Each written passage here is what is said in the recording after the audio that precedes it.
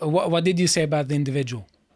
I said about the individual that from their perspective, the idea of the rational choice that they're perceiving it, obviously this partially, as with everything, comes down to perception, but they're perceiving it as this person has made the rational decision off the back of irrational feelings that they may have. Because you can always say, you're suffering from gender dysphoria, I've chosen not to go ahead with transitioning because I don't think it's good for me. That would be a rational choice. They would classify it as irrational because for some reason they seem to see all rational decisions as being the worst decisions, as far as I'm concerned. But they would use that argument of they've made a rational decision, you're not giving them the freedom of choice that they need, and you're also not giving them the moral space that they need.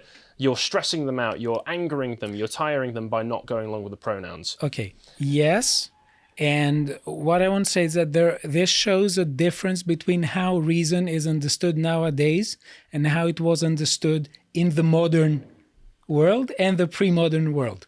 So right now, everyone can go and say, it's rational to think whatever I want to think. That is certainly the yes. Atmosphere I live in. And in that sense, people see this and say, yeah, we should attack reason. But if you see people like Descartes, what they're saying in their epistemology, they don't think their reason is something that is automatic. That is why he says that the whole process of his quest for certainty lasts years. It's not just whatever. I have instant connection with the world. I have an antenna with the world. I grasp reality, everyone else doesn't.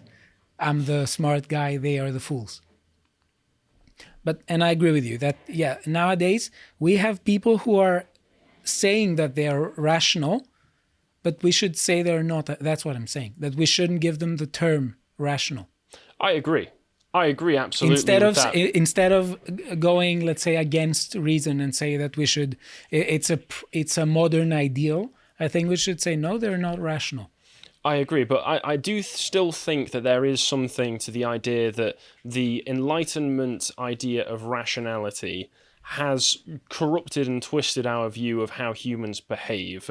Yes. For instance, and this may necessarily not be what the writers at the time intended, but it's certainly what has happened. For instance, yesterday I had a discussion with Josh about libertarianism, and in doing so I discussed some of the things that were said in Rothbard's Man, Economy and State. I don't know if you've read that.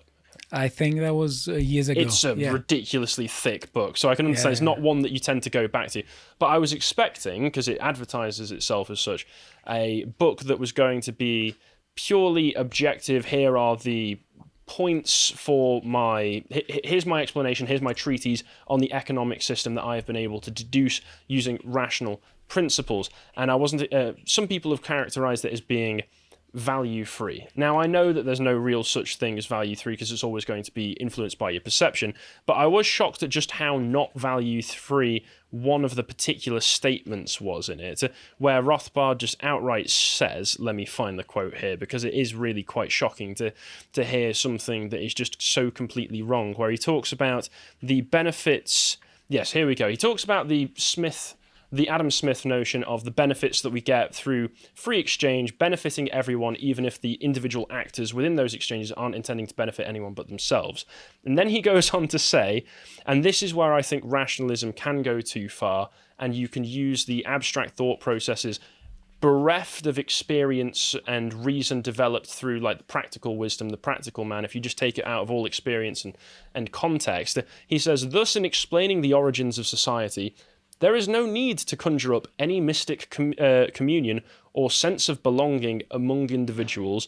Individuals recognize through the use of reason the advantages of exchange resulting from the higher productivity of the division of labour, and they proceed to follow this advantageous course. In fact, it is far more likely that feelings of friendship and communion are the effects of a regime of contractual social cooperation rather than the cause. And I like Rothbard, but as far as I'm concerned, that is where the liberal rationalistic idea of how society forms goes way too far, because that is just completely wrong. I agree with you. It might be the case where, and I discussed this with Josh yesterday, it might be the case where, for instance, particular groups of people began to trade with one another and then developed better relationships as a result. But on the purely individual level, that's absolutely not how it works. And I do think that operating from that starting point leads you wrong, because then later on in a different book of his, The Ethics of Liberty, Rothbard just outright says that because we're all rational actors from birth, that children who run away from their parents are able to just say it as an expression of their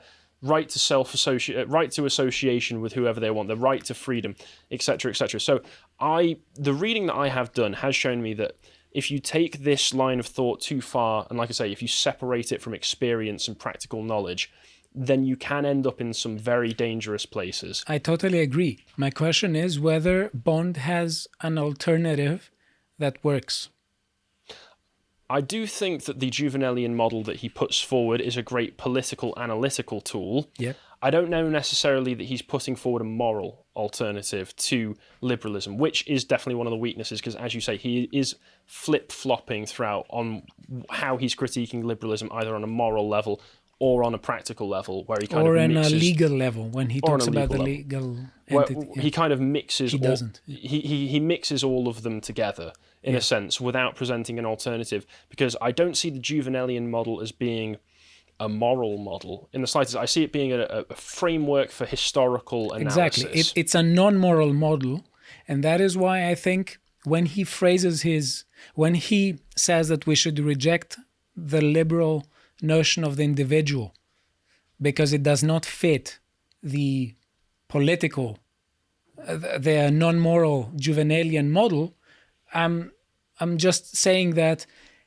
if he's talking about non-moral notions of the individual of modernity, yeah, we could have a discussion.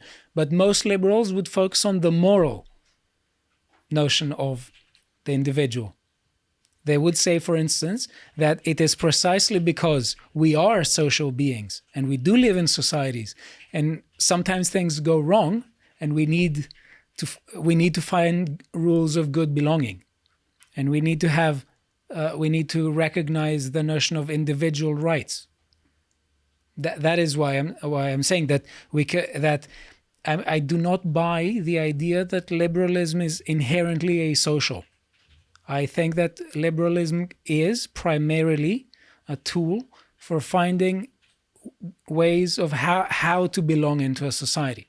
Because, okay, yes, what's the alternative if we think the other way? What's the alternative if we don't recognize that people who are members in a society, they require a particular treatment? Well, I don't have the equipment on hand right now to be able to counteract that. I would say that perhaps he would suggest, and many others would suggest, that we may want to look back further in past to how modes of living that people engaged in prior to modernity. Like, for instance, he references the book The Ancient City by, I forget how to pronounce the guy's name, Coulanges, or however you say it. I'm really bad with pronouncing. Another Frenchman, let's say, where he talks about the kinds of lives that he... through the study that's in that book, the sorts of methods of living that people engaged in back then and how they changed through political conflict. I don't know necessarily that there is a way to get back to those ways of living, given that we are in an ultra-centralized society. We are in a position where the world that we live in has been shaped by the forces of modernity. People have been brainwashed to such an extent that it's going to be very difficult to get them out of the modes of thinking that they're on right now. The most that I really got in terms of a prescription for what should be done, it comes right at the end of the book, because obviously he's not morally happy with the world that we live in right now. And I'm not happy with it, and you're not happy with it either. The best I got from a prescription for what should happen is where he just says at the end, here, it would seem that in the situation, the only hope for change rests in supporting a hyper-centralized government capable of making wide-sweeping alterations to this order. So in a kind of Schmittian sense, we need a great man to rise up and make the decision. And this goes back to Dictator Harry, King Harry, the thought experiment that I put forward the other day as well, because to be fair, as much as I would like to be idealistic about where we can move in the future, and just hope that we can vote our way into a more liberal government, perhaps, that will have less involvement in people's lives. perhaps the Tory party can collapse and some other right-wing party can take its place that actually holds itself and has competent people involved in it. But I don't know necessarily that's going to happen. Yeah. So I don't know, as much as it sounds like something I shouldn't support, I don't know if I just look at that and go, okay, I don't know if that's the only practical way of doing it. But with that kind of comes the assumption that you hope that whoever is at the head of this centralised government is going to be a moral person. And that's the kind of questions, like you say, that is left unanswered of what is the moral in that case then.